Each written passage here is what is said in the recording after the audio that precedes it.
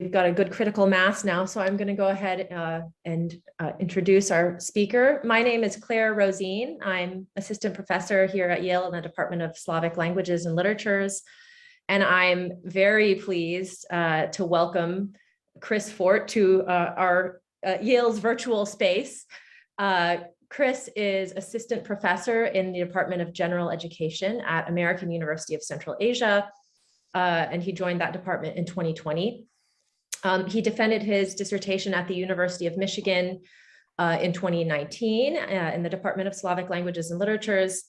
The dissertation was entitled Inhabiting Socialist Realism, Soviet Literature from the Edge of Empire, 1914 to 1992, in which he explores the relationship between Russian and Uzbek literature in the 20th century. He argues that 20th century Uzbek literature is demonstrative of how non-Russian literatures of the Soviet Empire inhabited socialist realism, a hegemonic set of Russian literary conventions and tropes by adapting it in various ways over the Soviet century to local literary traditions and demands. And he's right now working on expanding that dissertation into a book. He is also the author of articles on Tolstoy and Pelevin, and the very accomplished literary translator. He's translated two major Uzbek novels, Abdulhamid Suleymanovich Chulpan's 1934 novel, Night and Day, and Isajan Sultan's 2010 novel, The Eternal Wanderer. His current interests, wide-ranging interests and projects include, in addition to the aforementioned literary translation, he's interested in post-colonialism, post-socialism, and onomastics. So I hope you all join me in welcoming Christopher Fort with his talk today, which is entitled Witnessing the Past, Abdulla Qahhor's Tales from the Past and Soviet Subjectivity in 1930s to 1960s Uzbekistan. All right. Thank you so much, Claire. Let me share my screen here and get everything set up. Oh, I have subtitles on. The subtitles are quite nice usually. I have one student who is partially deaf.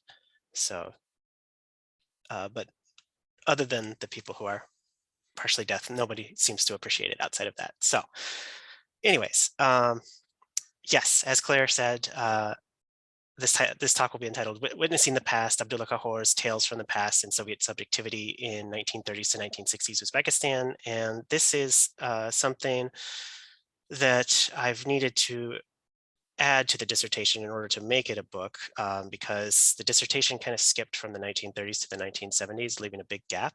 So this is hopefully going to fill that gap with the 40s, 50s, and 60s. So it's always good to start with an epigraph. And this is from the novella that I'm working on.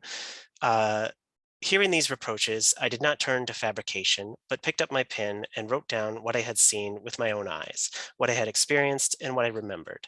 And one of our more famous critics, who read excerpts from the present volume in newspapers and journals, was touched to the quick. This is terrifying. You'll leave a burdensome impression on readers with these images. In 1965, Soviet Uzbek author Abdulla Qahhor set his pen to paper one last time to produce likely his best work, Tales from the Past, an episodic autobiographical novella, which, as the epigraph above, taken from the introduction to the novella suggests, bears witness to the ostensible terrible cruelty of the pre-Soviet era. By this late stage in his life, Qahhor had ascended to the pinnacle of Soviet Uzbek letters from his humble beginnings as a blacksmith's son and a Komsomol activist in the early 1920s. He had survived the purges of the 1930s and 1940s and remained popular within the Writers' Union, despite public denunciations and withdrawals from print of both his major novels of the period. The first being Mirage, a 1934 novel, and then The Lanterns of Khoshchinor in 1947. By the mid-1950s, just before a brief stint as head of the Writers' Union, he became mentor, or ustoz is the common Uzbek word, to an influential circle of writers that met outside the union at his home. He even befriended significant Muscovite writers such as Konstantin Simonov, who translated into Russian and published in Moscow Qahhor's next novella, The Titmouse, in 1959, before the Uzbek Writers' Union could discuss and possibly denounce it. They were actually quite mad about this. In his Tales from the Past, which Simonov also translated, Qahhor's two narrators, his childhood and present selves, relate how the ignorance of his neighbors, their inability to accept progress and foreign ideas, lead to his rather liberal family's repeated exile from each neighborhood where they make their home. The episode depicted by the in Varabyova drawings, that would be these, that I kind of rearranged with PowerPoint, used in the advertisement for my talk, is representative of the recurring course of events in the novella. In the chapter Hudo, or God, which Simonov translates for Literaturная газета, or the literary gazette in the Soviet Union, as Gospod Bog, and here's the translation. Qahhor's child self recounts for Soviet readers the few comforts and many sufferings that Islamic belief and practice offered his family in pre-Soviet times. Staying at the home of a mullah nicknamed Okdomla, or white teacher, because of scars from his survival of leprosy, the young Qahhor and his mother hear day in and day out the screams of madmen whom the mullah attempts to cure by having them beaten while reading prayers. Later, Qahhor's grandmother, a deeply religious matriarch, moves into their home where she constantly curses his mother, invoking God to claim authority over her daughter-in-law. In answer to all this, Qahhor presages his future Soviet atheism. I'll try to put the Uzbek there, unless it's too big, so that way those who can read Uzbek can see it. I couldn't imagine the form, the face, the appearance of this God who sent illness to his dedicated servants, who gave children only to take them away, who gave people this temporary existence as a kind of deposit to be taken back later, who made us nomads and foreigners, whose actions consisted of bringing pain and hurt to people. Whenever I heard the word God, I only imagined this old woman, his mother-in-law, who, hunched over warming herself at our hearth, draped her kerchief over her shoulders. But the young Qahhor never expresses these doubts to his parents. Instead, the chapter concludes with his observation of one final cruelty. When Qahhor's mother finally convinces his father to move again so that she might escape her mother-in-law, the old woman curses her in ritual fashion for contriving to steal her son. And I'm quoting, she sat on a broom, hands together with palms out, and cursed my mother. While his mother eventually explodes in anger, screaming at her mother-in-law, the child Qahhor only watches, bearing witness for a Soviet audience. Qahhor's emphasis on his act of bearing witness to a cruel past suggests an autobiographical passivity.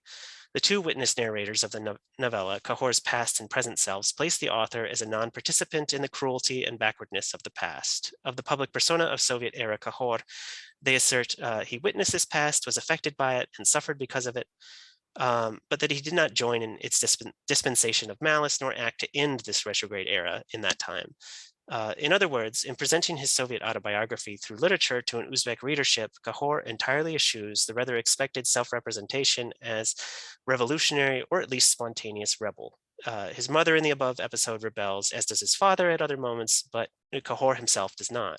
Instead, Qahhor emphasizes his childhood self as a largely passive observer to a self-defeating past, a Soviet citizen in waiting whom the revolution will soon greet and save from his suffering. Implicitly, then, the revolution is not an event of his making, but rather the harbinger of a new era in which he can participate as an active citizen, and his activity is found in his didactic sharing of his pre-revolutionary experience. This passive literary self-representation differs considerably from the findings of the school of Soviet subjectivity. Stephen Kotkin, Joaquin Helbeck, Igal Khalfin, Oleg Kharkhodin, and Anna Krylova have, in various ways, argued that Soviet inhabitants under Stalin so internalized Soviet ideology that they became agents of its reproduction, using it to narrate their lives and justify their moral decisions. As Helbeck demonstrates through his reading of Stalin-era diaries, Soviet citizens, via the seclusion of their private writings, sought to constantly, and I quote, intervene into their selves and align them on the axis of revolutionary time, end quote. In these diaries, they chastised their moral shortcomings and their failures to abandon individual desires for those of the collective, all in order to represent themselves as on a path towards self-perfection according to the revolutionary ideals of the new Soviet man. The private self-representations outlined by Helbeck and others echo the public self-representation of Russian authors of the socialist realist canon. That public self-representation is more usefully compared to Qahhor's work. Like many Uzbek authors of his and the previous generation, Qahhor left little in the way of ego materials that document his private thoughts. His personal archive, which I was actually never allowed to see, but I heard, includes only those pieces of his which were eventually published or which he planned to publish. planned to publish. His large body of public pronouncements and the impressions of him recorded in the memoirs of his students are therefore best compared to those of Russian socialist writers such as Dmitry Furmanov and Nikolai Ostrovsky. Canonical Soviet authors, as Helbeck shows, often publicly map their life paths onto the Marxist-Leninist dialectic of spontaneity versus consciousness. The characters of their novels and their public personas are represented as continuously endeavoring to hone their individual rebelliousness, this spontaneity, into a class-conscious revolutionary force and join the collective in making revolution. This depiction of active, everyday struggle is far displaced from Qahhor's notion of Soviet citizenship as bearing witness to an entropic past. In this paper, I argue that Qahhor's public self-representation as witness, not revolutionary, is not a one-off exception to an all-Soviet articulation of subjectivity, but rather illustrative of a broader Soviet Uzbek method of publicly articulating one's belonging to the Soviet collective in difference to the better studied Russian method.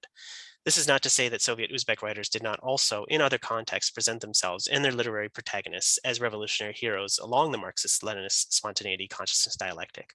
They often did, and even hybridized that dialectic with their understandings of witnessing in ways that I will illustrate, though in a later, more expanded version of this paper. However, in the 1930s to the 1960s, Soviet Uzbekistan, bearing witness was a sufficiently popular method of expressing one's Sovietness that we can see it as a parallel articulation of Soviet subjectivity rather than an alternative. Soviet Uzbek writings and public personas other than Qahhor's would also suffice to demonstrate the popularity of such self-representations, but Qahhor's Tales from the Past best teases out all the qualities of this self-representation found in other works. These include the child narrator as passive observer and the author narrator as revealer of past cruelties, the child narrator as an anachronism, a progressive surrounded by an environment inimical to him, and number three, the past is seeding its own destruction through its brutality rather than via its creation of a class-conscious proletariat, this kind of entropy. And four, the duty of a Soviet writer as bearing witness to the horrors of the past to justify Soviet progress. Because my time is limited for this talk, I'll just examine the first aspects in Qahhor's Tales of the Past here. So, in their public autobiographies, writers of the Russian canon, as I noted above, frequently wrote themselves much like they wrote their heroes of their socialist realist novels, as continuously struggling to overcome their spontaneity and hone their class consciousness. Qahhor's child narrator, on the other hand, is fully passive. For a substantial part of the novel, his childhood self is unmasks, which is the Uzbek word for mute, indicating that he will mostly witness his surroundings, not spontaneously protest them. His childhood self eventually learns to speak in the course of the autobiography, but he remains taciturn throughout the text.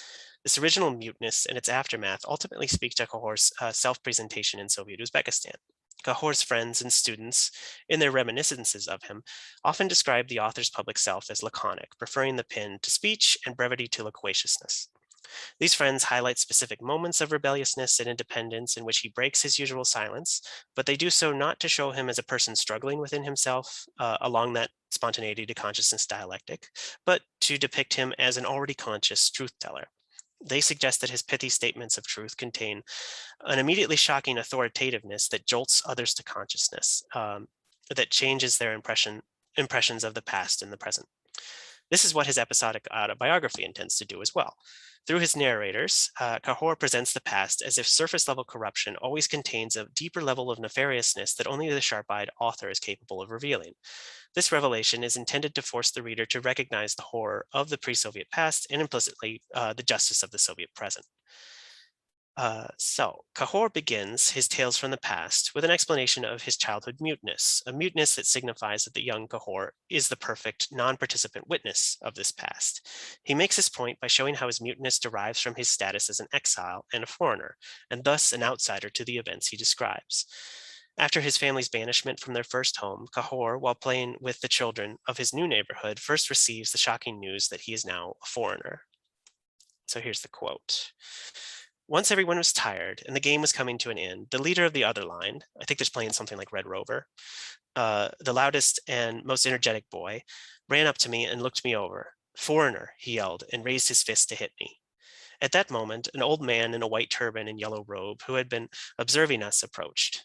"Leave him, children. Don't touch him. If he is a foreigner, then God made him that way," he said. The boys quickly dispersed. When I had heard Olimbuva, this is the man responsible for his family's exile in the previous chapter, yell "foreigner dog" at my father. I didn't realize that foreigner could be an insult in and of itself. The old man's words wounded me, their suggestion of permanence, wounded in a way the children didn't. The comment of the elder here foreshadows Qahhor and his family's future status in each of the subsequent chapters as foreigners to the society they inhabit. But that man's initial wound has another later effect. It leaves the young Qahhor speechless. Interacting with an older woman at a party celebrating his mother's convalescence after childbirth, Qahhor suddenly loses the power of speech. Stroking my head, she said, "Your mother has gotten better, I'm sorry. What are you doing sitting among these women? You don't want to go out on the street and play. Or you don't want to go out on the street and play?"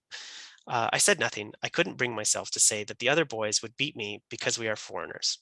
The young woman interjected, "Say something. What happened to your tongue?" My mother at that moment must have forgotten how she hadn't let me go out on the street when we lived at Olim Bouva's house, how I had recently become a house girl while she was ill, and how neither there nor here did people talk to me. "That's just how he is," she started, "a mute. He keeps it all inside." A combination of factors here align to deprive the child narrator of speech, but each of them point back to his status as an ordinary or as an outsider in his society, and thus the perfect observer for a future Soviet audience. In failing to answer the neighbor woman's question, Qahhor's first thought is his new status as a foreigner and the threat of violence that implies. The other boys would beat me because we are foreigners, which makes him hold his tongue. The passage also signals that the young Qahhor has been gendered outside normal expectations. The neighbor woman asks why he is sitting among the women. And Qahhor's retrospective narrator reminds that because of his role as a domestic servant during his mother's illness, a role he took as the only child, he has become a house girl. In many patriarchal societies, domestic duties are associated with women and girls. But this is especially so in urban Muslim Central Asia, which designated the woman's part of the house, in which male guests were not permitted as the ichkari, the inside, and the men's part of the house as the tashkari, outside. The story thus indicates that because Qahhor has remained inside the house for so long a time, onlookers have ascribed feminine qualities to him, placing him outside the realm of the familiar.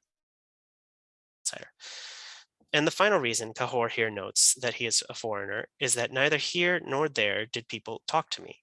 While somewhat ambiguous, I believe this comment indicates his status as a child in a world of adults. Locked in the house as an only child. I think actually he did have like 8 other siblings, but they all died very, very early. Qahhor had little opportunity before his recent encounter with the new neighborhood's boys to interact with peers and acquire speech.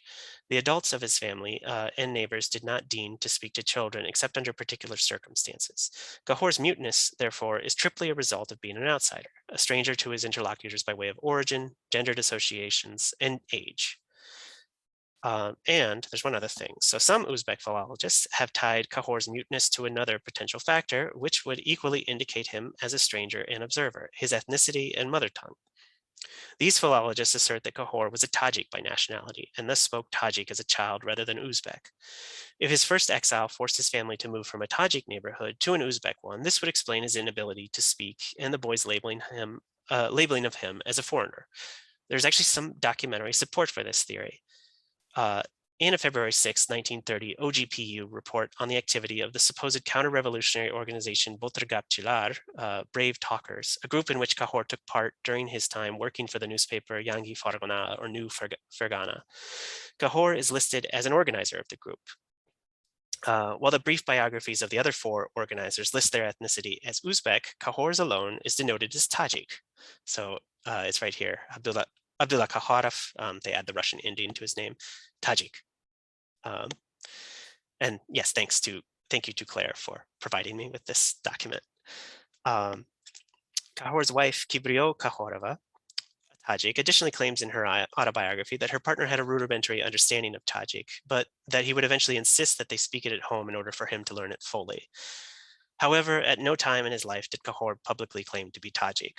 So who knows what all this means? If it's just a mistake made by the scribe in the OGPU, who knows?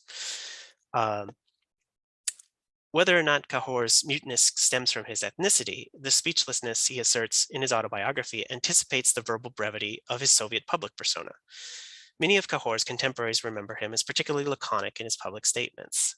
So Simonov, here again, was the principal and perhaps only person to shape Qahhor's public representation outside of Uzbekistan. Simonov met Qahhor while in exile from 1958 to 1960 after his sacking from the editorship of the Moscow literary journal Novy Mir, New World, and from that time on became a close friend and confidant. In a piece on his memoirs or memories of Qahhor, Simonov writes of the author's character. When I first met Qahhor, I sensed another aspect of him. Extremely intelligent people, that is, people who know they are intelligent, are very rarely shy. Qahhor was shy. He was never a fan of showing his intelligence. He reserved this for literature, for his time alone with a blank piece of paper. This reservedness or reticence towards the spoken word was not just the observations of a foreigner, though other Uzbek-speaking Europeans that knew Qahhor well and studied his work, such as Lydia Bach and Irina Baronina, said the same of him. Qahhor's circle of writers, his Uzbek-speaking students, observed similar tendencies in both their teachers' speech and writing. The Crimean Tatar poet of Uzbekistan, who would have spoke Uzbek, Shomil Alyadin notes, Abdulla Qahhor was reticent in his speech, miserly with his words. He fastidiously prepared for all of his public speeches. The novelist Omon Mukhtarov writes, Qahhor frequently observed pauses in his public speeches. Of his writing, almost all his students testify that Qahhor's brevity was a product of his exactingness. He meticulously combed through drafts, eliminating anything that could be seen as extraneous. The literary scholar Sharif Yusupov relates an anecdote in which Matyokub Koshjonov, another scholar and student of Qahhor, submitted a 16-page article to his teacher for review. After 3 days, Qahhor had rewritten it with his own pen, and from those 16 pages, he left 3.5, nevertheless keeping all of the article's ideas. And this is a narrative that Claire can speak to as well, because she's been to the Qahhor Literary Museum. At least the Qahhor's niece, as she showed me all of the museum exhibits, she would really emphasize how meticulous Qahhor was and how the extent to which he strived for brevity. Despite the seeming limitations that such reticence might have for a writer, all of Qahhor's friends and students saw the author's laconicism as a strength.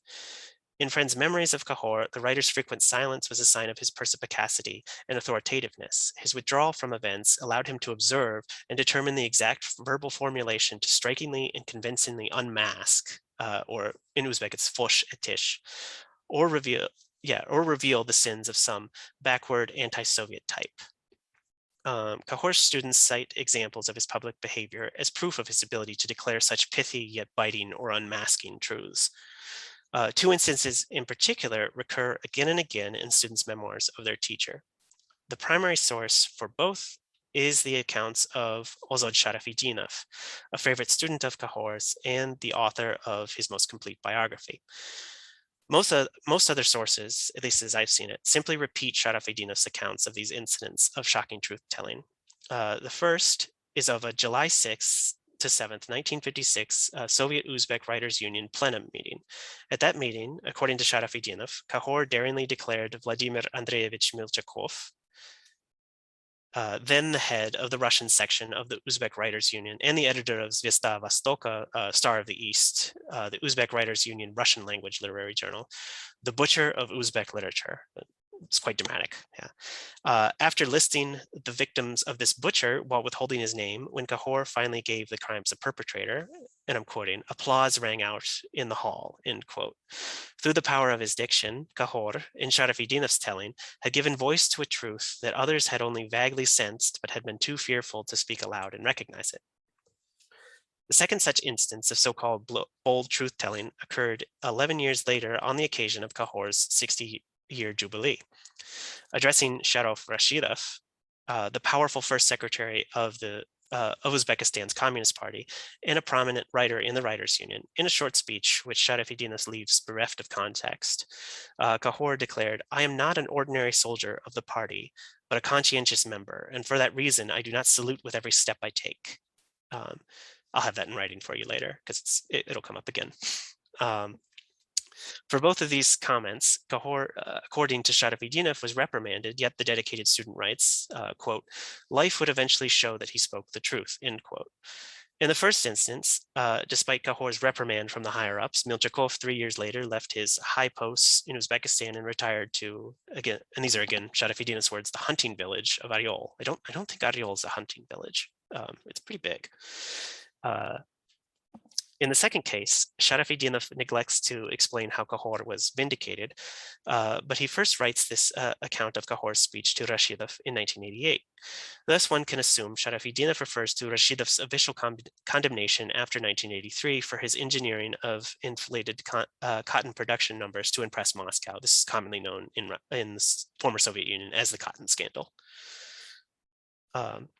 This public biography of Qahhor as great truth teller is, I've found, largely a construction of the author and his students' making. In the first case, Sharafidinov ultimately gives a rather one-sided account of the players in his story that lionizes his teacher at the expense of his opponent. Milchakov, indeed, as Sharafidinov writes, had a hand in the denunciation of several major figures of the Uzbek canon during his time in the Uzbek Writers' Union from 1946 to 1959. One such denunciation, a private letter to the party bureau of the Uzbek Writers' Union, is prominently reported in a 1954 Literary Gazette article. And yeah, here it is. And Milchakov writes, in answer to your inquiry, I report that in 1947, the party organization of the Soviet Writers' Union of Uzbekistan has examined the personal matter of party member Umarjon Ismailov. And he basically says that even though Ismailov tried to dodge the investigation, they eventually established that Ismailov embezzled valuables belonging to the Museum of Art for which he was imprisoned, but the term of that imprisonment he did not finish because he was amnestied. So we have to kick him out. These denunciations would hardly make Milchakov the singular butcher of Uzbek literature, though. Qahhor had a history of denunciation as well, particularly under Stalin's Great Terror. He signed denunciations of the Uzbek language's first novelist, Abdulla Qahhor, and that was discovered in the 1990s, or in 1991, by some of those few Uzbek scholars that were allowed to go into the KGB archives and dig this up. That's no longer allowed. But yeah, one of those who signed this denunciation of Abdulla Qahhor is, the writer here says, unfortunately, Abdulla Qahhor. And he also participated in a writers' union interview of the poet Elbek as if he himself were an NKVD. This is the second iteration of, or no, third iteration of the Stalinist secret police. Yeah, as if he were an NKVD interrogator. So you can see Elbek here saying from 1934, 35, 36, or up to those years, I still had the spirit of nationalism or chauvinism in me. And then Abdulla Qahhor tells him to correct himself, say until 1937, which is so often what you see in NKVD interrogations.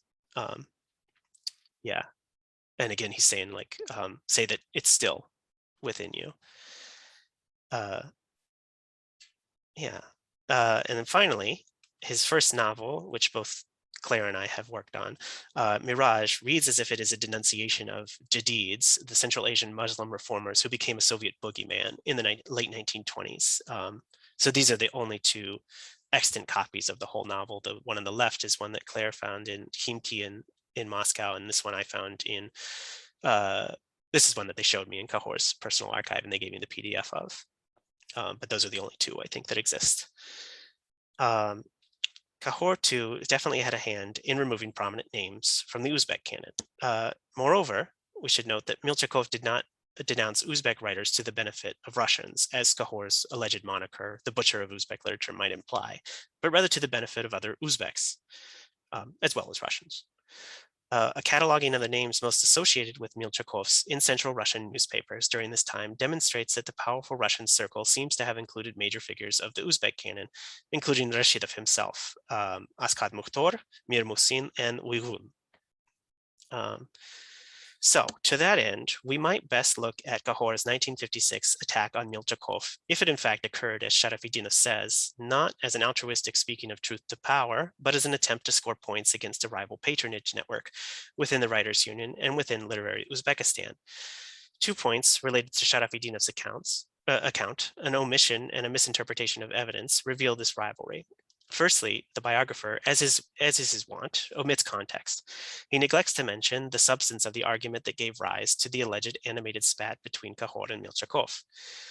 A July 12th, 1956 Literary Gazette account of the Uzbek Writers' Union plenum, at which Qahhor supposedly called Milchakov the butcher of Uzbek literature, says nothing about Qahhor's name calling, though one would expect that a Soviet public account is going to gloss over any of this drama. Nevertheless, that account notes a back and forth between Rashidov and Milchakov on one side and Qahhor on the other over the recent decision of the latter, in his capacity as head of the Writers' Union from 1954 to 1956, to do away with the union's creative sections and with its commission for work with youth. Rashidov and Milchakov, as well as several others from local writers' unions across the Republic, harshly criticized Qahhor for this decision, which they believed had disconnected the union from the next generation of writers across the country. Qahhor defended himself rather weakly, as the author of the article implies, that nothing could prevent the talented writer from beating his or her path to success. And that's right here.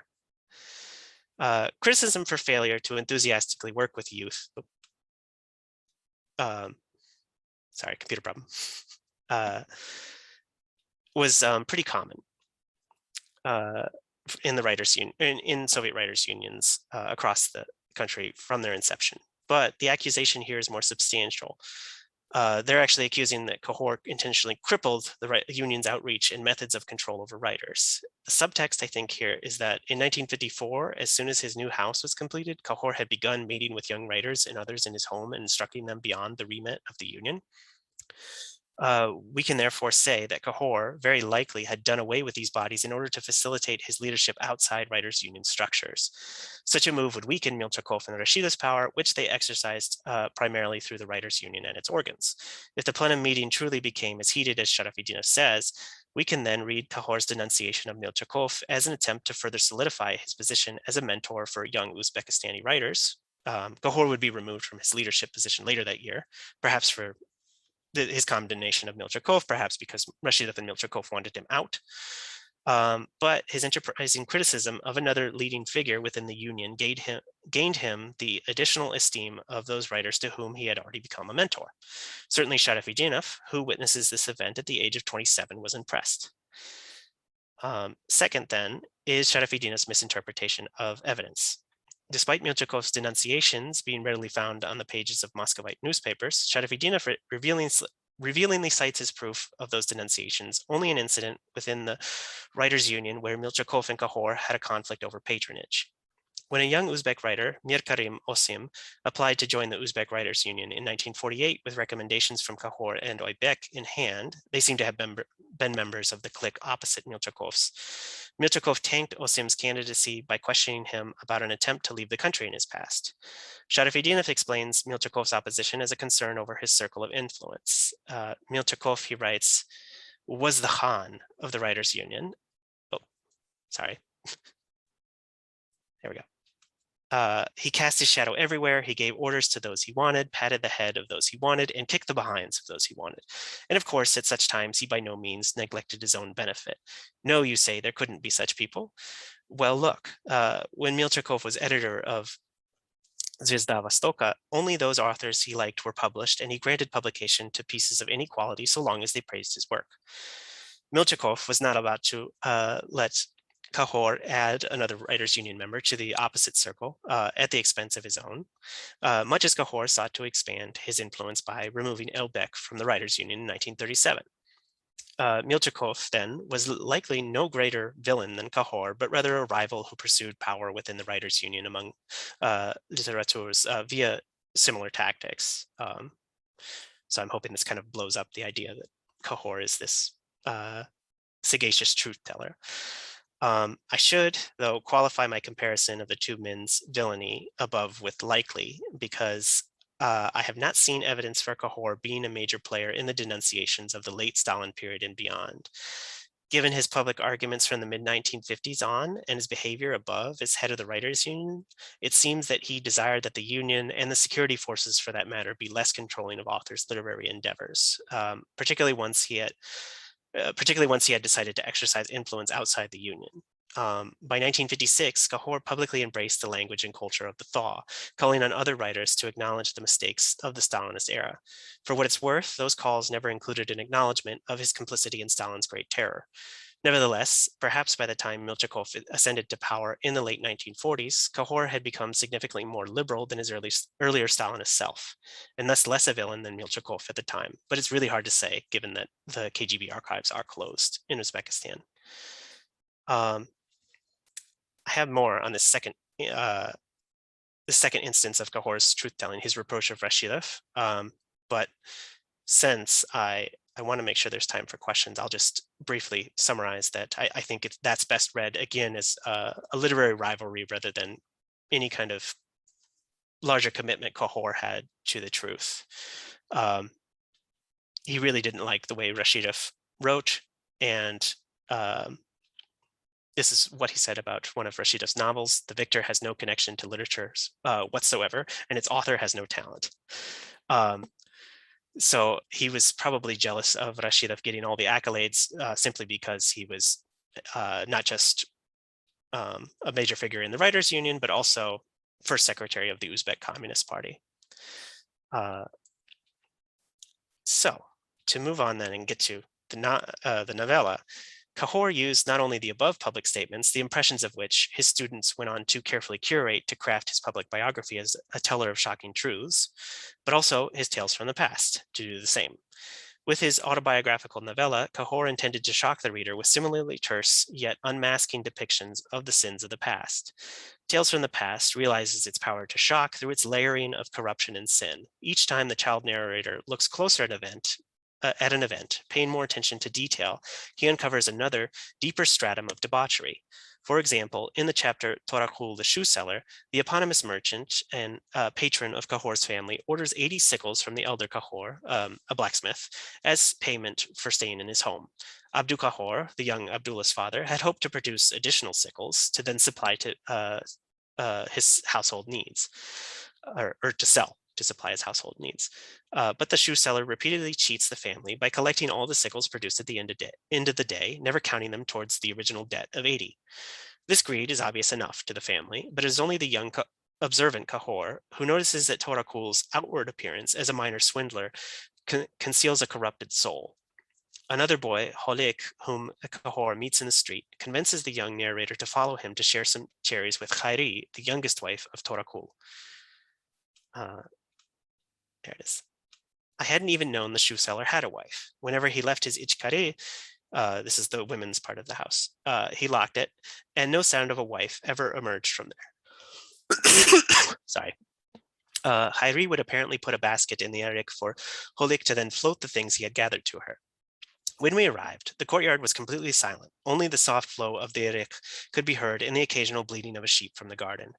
After a moment, the tip-tap of soft steps and a light ringing sounded out. On one side of the large courtyard, a tiny girl appeared, wearing the long white dress of an older wife and a European-made handkerchief over her head, contrasting sharply with the sochpopok, and I'll explain what that is in a moment, in her hair, which jingled as she played with the ball.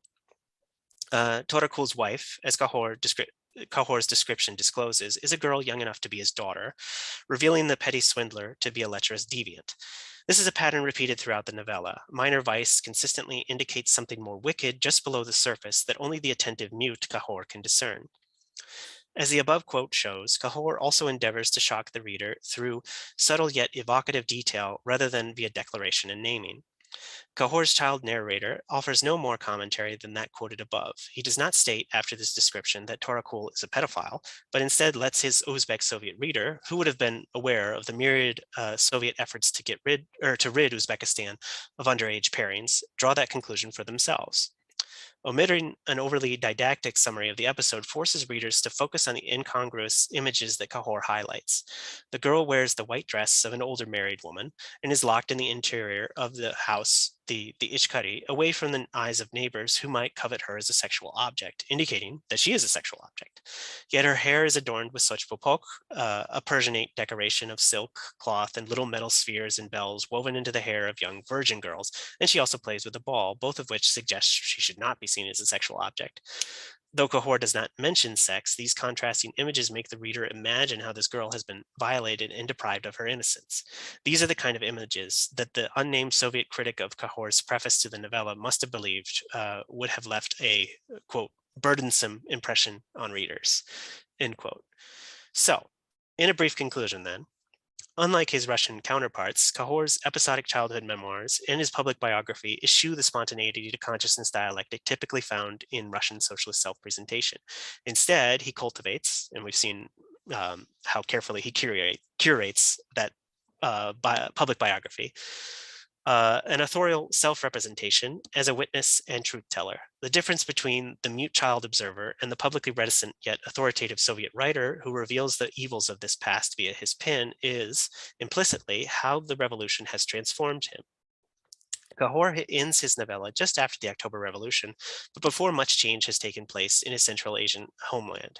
His child narrator still silently watches the anti-Soviet activity of Jadids and other anti-Soviet I had anti-Soviet there twice, other evildoers. In the final episode, his father reprimands a Jadid teacher thanks to Qahhor's comments to his mother, but it was not his intention that his father do this. He's still rather passive. This is purely an accident. His transformation into a class-conscious Soviet writer, then, is revealed in the novella only through the conclusion to the penultimate episode, in which he begins singing revolutionary songs at school. Here, and this is the last one. I think it was that week that my voice started to ring out. I was beside myself with joy. Thus, Qahhor states that the revolution empowered this poor, frequently homeless, and decidedly mute child to become the voice of his people, to transform his silent observations into powerful pronouncements of truth that bring others to consciousness. And that's it. Thank you very much, Chris, for this paper. I'm going to throw out a few questions that I have. Don't feel like you have to answer them all, just as food for thought. And then you can answer whatever you wish to answer of mine, and then we'll open the floor for everyone else who's here to ask their questions. So if you have questions, go ahead and type them in the chat or raise your hand and we can unmute you so that you can ask on audio. So my first question has to do with this, your argument about Qahhor writing himself, right, as articulating a distinctive form of Uzbek Soviet subjectivity. And it strikes me, though, in reading this paper, that you go far beyond self-writing, right? And in fact, the greater portion of this paper is really about other people telling Qahhor's story. So I'd be interested to hear, what you have to say about Qahhor's persona as more than just the writing of a Soviet subject by himself, but as a kind of literary myth-making. And I see a couple different stages that you've touched upon briefly in that process of literary myth-making. So the first stage, right, is Qahhor writing himself. But then you have this whole generation of his students telling their stories about him after his death, writing about him in the late Soviet years. And then you have the long history of the post-Soviet myth-making about Qahhor and his sort of fiercely curated legacy. The difficulties involved in just accessing his archive, I think, speak to that, right? The degree to which Qahhor's persona and his legacy is curated in post-Soviet Uzbekistan as well. So this narrative about Qahhor as a truth teller and as someone who speaks truth to power, I think you've demonstrated very well that it begins with Qahhor himself. But I'd be interested to hear how you see it changing over the years, right? After Qahhor dies and then into the post-Soviet years. The other day, I was reading something that was published posthumously in 1992, thanks to his wife, who zealously curates his legacy, Kibriya Qahhorova. And she said in the little introductory blurb, Qahhor, he was always true to himself. He always spoke the truth, just like you said here. And he he was never a panegyrist. She says, "Hiç qachon madohlik qilmagan." So, I think there's a new turn, right, in that 1992 moment where she's trying to defend his legacy in a completely different political circumstance, which has only further changed since 1992. So I'd love to hear more about that. My second question has to do with your use of the term witness and witnessing. Do you see people using the word witness with reference to Qahhor, or what kind of language is used in Uzbek to describe Qahhor as a truth teller? I'm thinking of the use of the word shahid in other Islamic contexts, even in the 20th century, both secular and religious, as a witness and martyr for various revolutionary causes and things like that. Do you ever see the word shahid being used with reference to Qahhor? And do you think there are any sort of local cultural or even religious antecedents to this story that Qahhor is telling about himself? And finally, I'd be interested to hear how much you think that this argument pertains just to Qahhor and his specific persona and his specific story, and how much you think can be extrapolated to other Uzbek writers. So in some ways, Qahhor is very distinctive. He's constantly defending himself from his very earliest years against accusations of negativity, that he's too critical, that he writes too much satire, that he can't produce a convincing positive hero, in the 1930s. And so there's a way that it seems like, stories from the past is his way of defending that negativity as a positive thing, right? As a constructive project, something that contributes to socialist construction, in response to all these accusations that he in particular was subjected to. And whether you could give other examples of other Uzbek authors who also do this kind of witness bearing or make this kind of truth-telling move, and how they might compare to Qahhor. So thanks again for a really fascinating talk with lots of juicy details.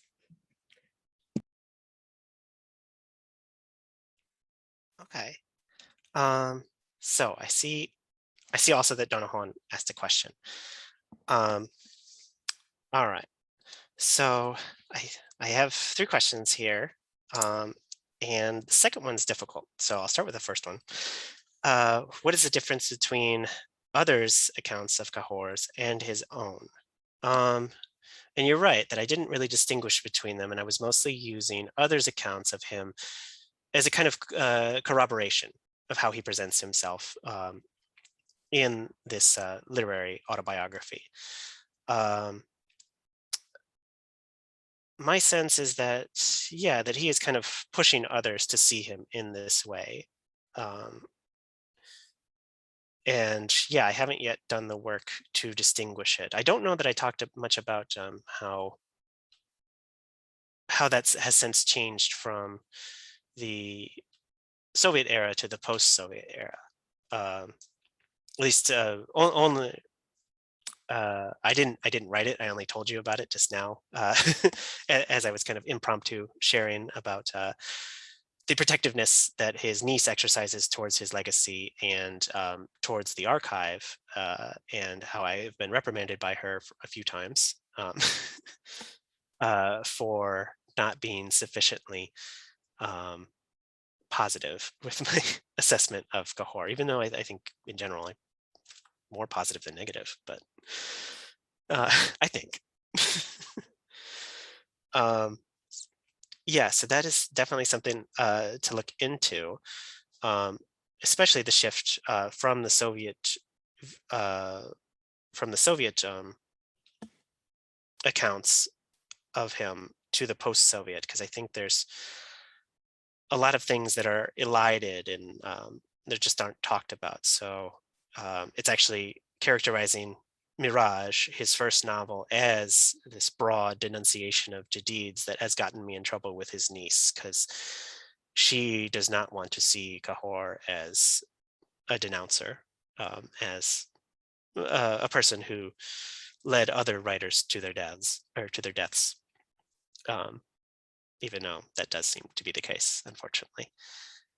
Um, yeah. Uh, so that's the best answer I think I can give to that. As to the question of Shahid, is he using that language to describe what he's doing? Not that I've seen. I believe the word he uses is guwal, which is the more secular word for listen or for witness. And if we look at the part of the text that I had for my epigraph, he's definitely using guwal. I won't look at it right now because it'll take me a little bit to find it. But yeah, so I'd have to think about what the implications of that are. As far as I know, he was a very committed atheist and materialist. You can see that in a lot of his writing. So it may be that he consciously avoided any kind of religious connotations of what he's doing. Nevertheless, that doesn't mean that they aren't there. But that'll be something, I think, for another day and another another broader investigation. And then you asked about other places where we can see this kind of writing. Yeah, I really see it all over the place. I think it's actually more within the writers of the canon.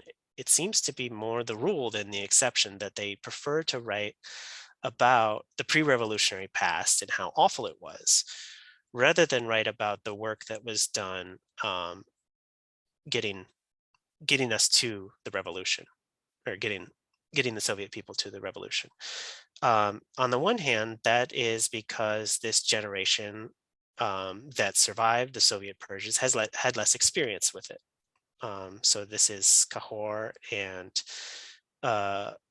Oybek and Ghafur Ghulam, who all have or choose to focus memoirs and pseudo-autobiographical literary tales about the pre-Soviet past rather than about the revolution and their possible participation in it. And, even though they didn't have much experience of it, they could have still made the choice to write about their participation in the Komsomol, say, and in the first 5-year plan, but that doesn't seem to be their preference. Same with Aini. Like Aini writes 4 volumes of memoirs and never gets to the post-revolutionary era. He gets to 1908, right, in those 4 very long volumes. Plus, also thinking of Chopin, the author that I translated, his epigraph is taken from Gorky. I wrote in the translation that epigraph was added later in 1988, but actually I've since found out that it wasn't. It was something he added himself. That, and I'm paraphrasing, if we don't know the past, then we cannot understand the present. So there is this broad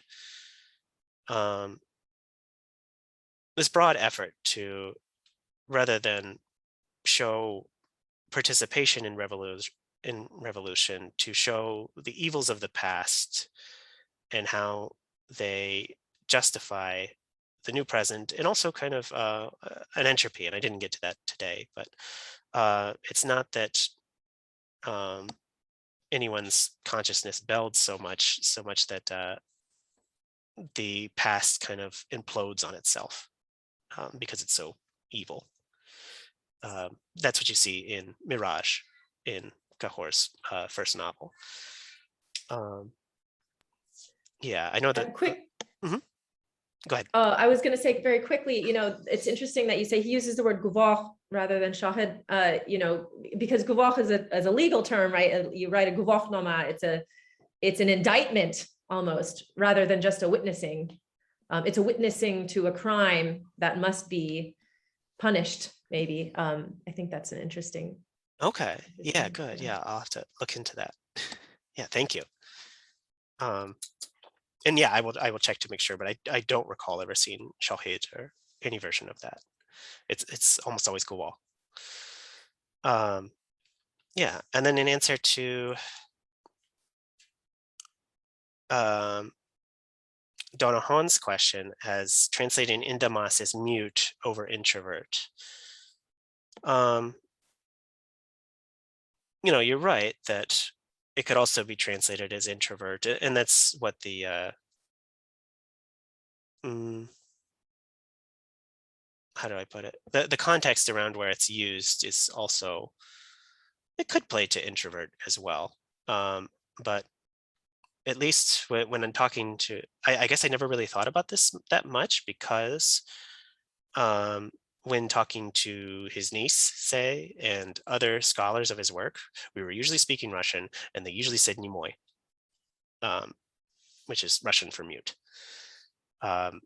But yeah, it does have that ambiguity. And there are some sentences in which he does speak. He just doesn't always speak. Oftentimes he's silent. Yeah.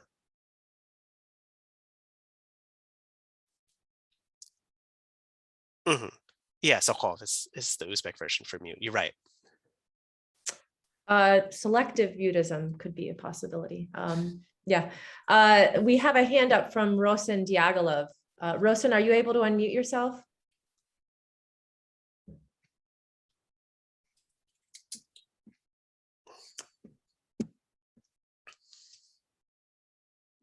Or Eka, can you help Rosen unmute himself? Yes, great.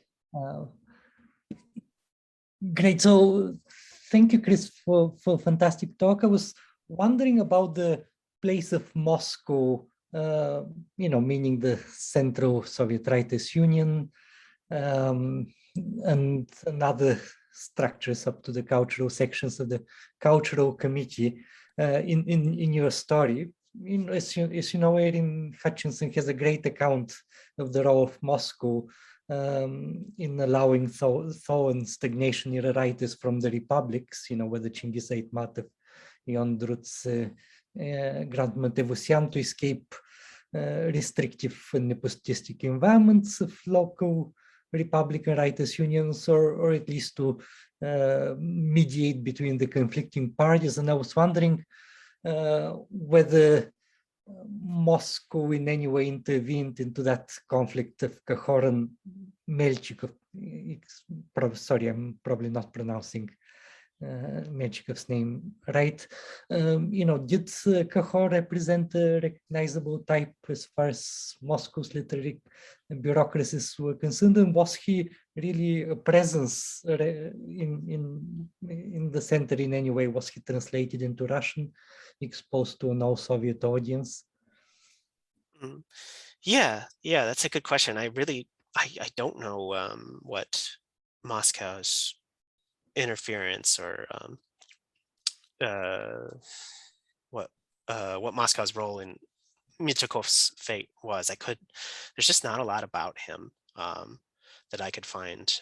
There's a rather panegyric section of the Ariol House of Writers, or a rather panegyric biography of him in the Ariol House of Writers, but that was all I could find outside of some pronouncements of his in central newspapers. So my understanding is we are seeing the traditional dynamic that we've seen with Aitmatov, where if you can't get by this conservative or at least recalcitrant writers' union in your republic, you can go around them by publishing in Moscow, and that's what Qahhor is doing with the help of Simonov. And it's an interesting dynamic too, because I think my understanding is that Simonov is exiled to Tashkent from 58 to 60, and that's how he meets Qahhor. So it's this back and forth of Simonov is not wanted in Moscow, and yet Qahhor is not wanted in Tashkent.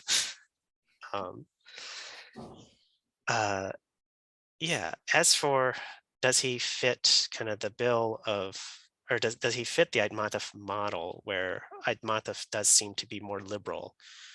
That's what I'm not so sure of.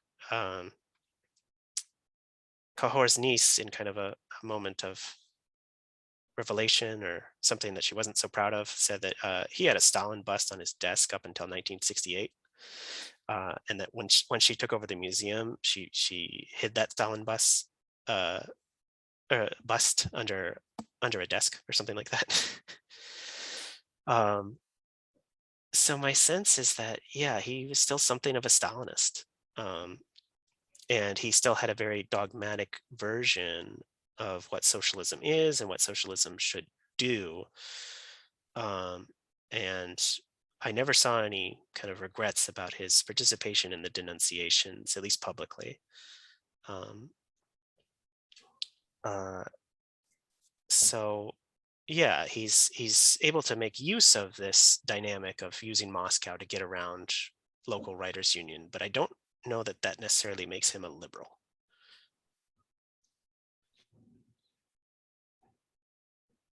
Does that answer the question? Perfectly. Chris, there's a question in the chat from Emily Laskin. She says, thanks, Chris, for this fascinating talk. I'm curious about how you characterize Qahhor's work generically. Is he drawing on pre-Soviet Central Asian forms, or is he making a clean break? Okay. Well, the book is definitely going to argue that he's drawing on pre-Soviet Central Asian forms. And the argument for that is a little bit complicated, but basically it is this, how do I put it? In the book, I argue that, or the dissertation, I argue that the Uzbek literature has this archetypal plot that runs throughout the course of the 20th century, and you can still see it today. It's actually very similar to Aristotelian tragedy in Augusto Boll's understanding of it as coercive. So it shows contemporary or the past of Central Asia as in entropy, dying, and then there is this kind of destruction or martyrdom that occurs that prompts an awakening or a rebirth.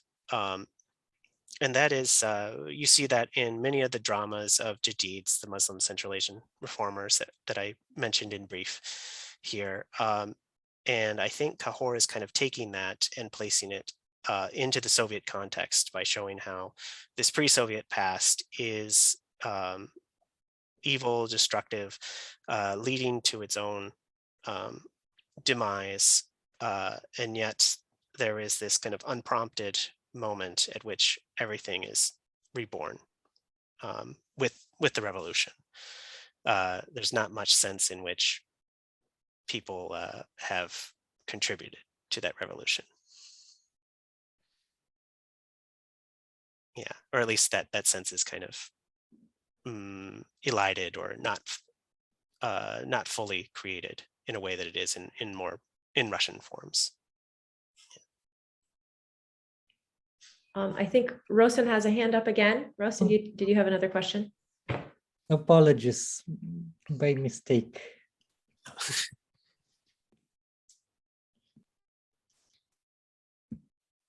Are there any other questions?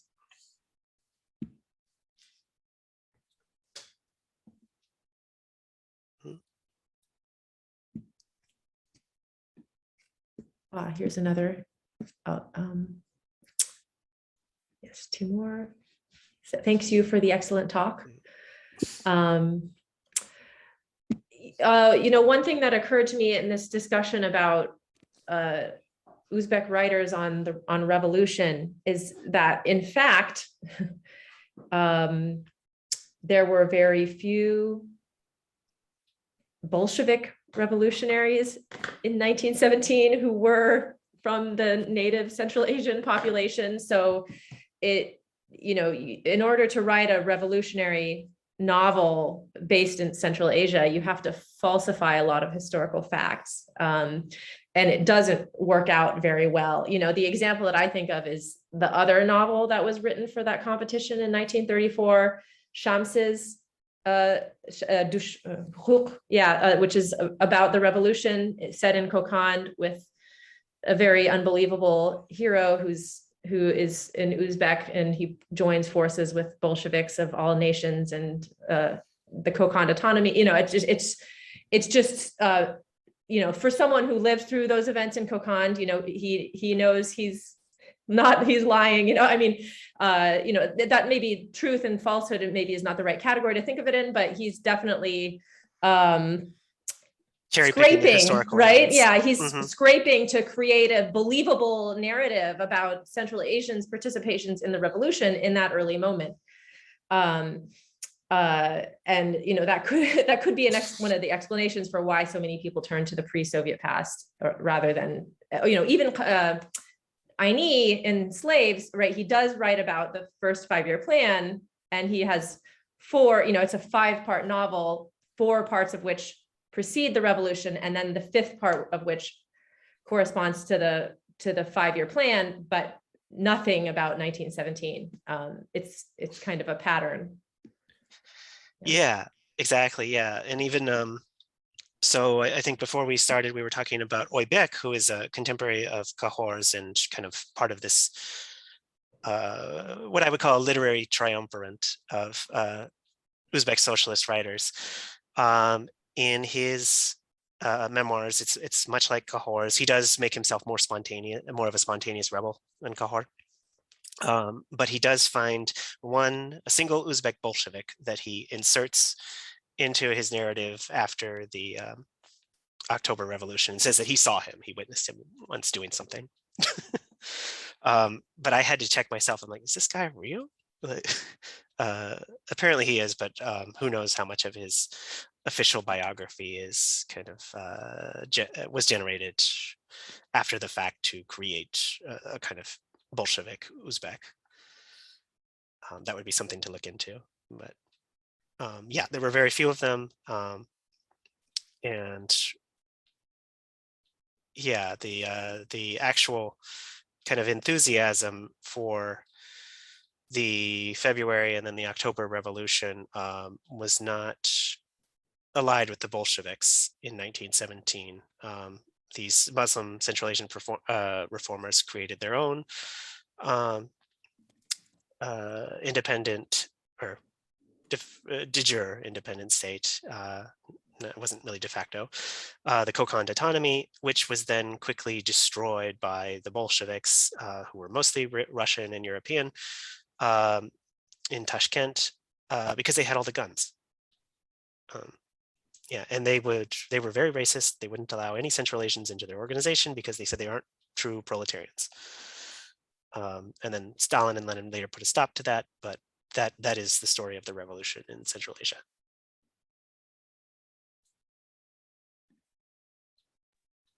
All right. Last call for questions. Thank you, everybody, for coming. Yeah, thank you, everyone. Great discussion. Thank you so much. And have a wonderful weekend, everyone. Yes.